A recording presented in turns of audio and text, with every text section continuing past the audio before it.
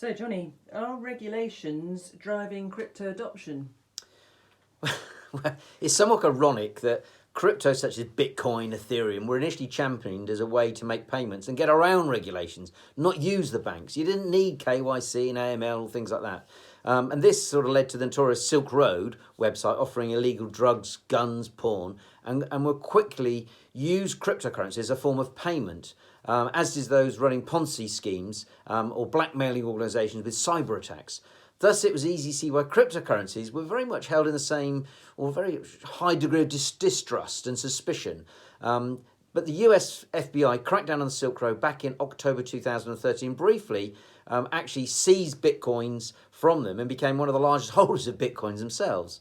But last year, we saw, in effect, regulation become the driving force of people getting involved in cryptos because they was less legal uncertainty, because there was legal and regulatory clarity. It meant that various jurisdictions were able to embrace institutional investors.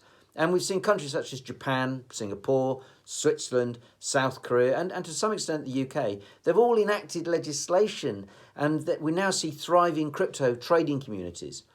Meanwhile, in the USA, the SEC has cracked down on ICOs such as Telegram, which had to hand back 1.2 billion. It has taken action against other companies. With Ripple, they're currently trying to get them to hand back 1.3 billion. And what they're saying, there's been a bit of breach of security regulations. But on the other hand, the US Commodity Futures Trading Commission, they confirmed Bitcoin and Ether should be classified as commodities. And this has led to companies such as MicroStrategy, life insurance firms such as Massachusetts Life, all using these digital assets as part of their overall portfolio. And we're seeing asset managers doing the same. So in effect, we saw regulations being as a driving force to use cryptos. You didn't have to comply with regulation. And now as they're becoming more regulated, in effect, they're giving this legal clarity. And now institutions are very happy to adopt this asset class.